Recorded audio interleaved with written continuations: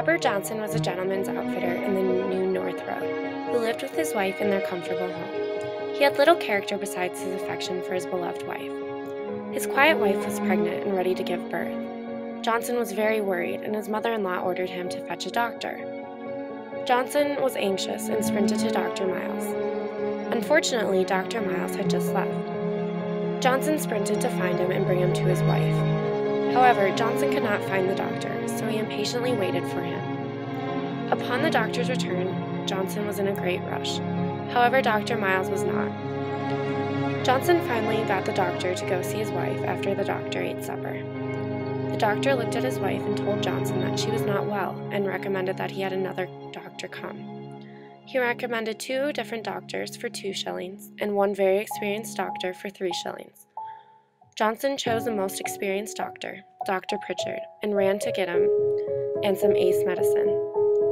Dr. Pritchard was old and could not move very quickly, making Johnson very frustrated as he was terribly worried about his wife. As soon as Dr. Pritchard and Johnson arrived back home, Dr. Pritchard consulted with Dr. Miles about Johnson's wife. They quickly gave her medicine, and not long after, Johnson's mother-in-law called him. His wife had just given birth to a son. Johnson looked at his son disgustingly, just happy his wife was well. In the small village of Hoyland lived Dr. James Ripley, a very successful doctor. With no competition around, he lived a very comfortable life. However, he was not socially accepted and had been single all of his life. One morning, he found a new doctor and moved into town, Dr. Verinder Smith. He was intrigued and did not like competition, so he decided to go meet and greet the doctor. He went to the house of the new doctor only for a woman to greet him.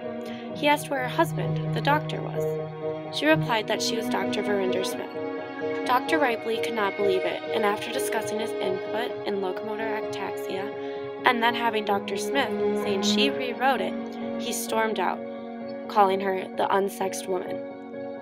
Later, a groom from the squire's castle called for Dr. Ripley, as one of the girls was ill. Ripley hurried, but on his way, his horse became out of control, and he passed out, becoming very injured. A few hours later, Dr. Verinder Smith saved him and nursed him back to health. Dr. Ripley realized what a great doctor she was. He admitted it to the other men, who then thought he was crazy, because Dr. Verinder Smith was a woman, so she should have been a nurse.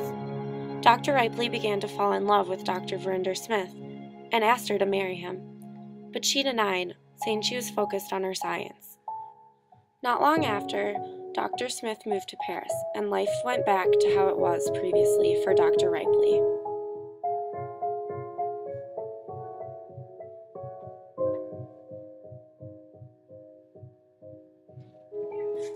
The Curse of Eve illustrates the traditional stereotype of women through the actions Johnson takes while his wife is in labor. However, Doyle demonstrates that the traditional stereotype is changing to modern through Dr. Ripley's reactions in The Doctors of Hoyland.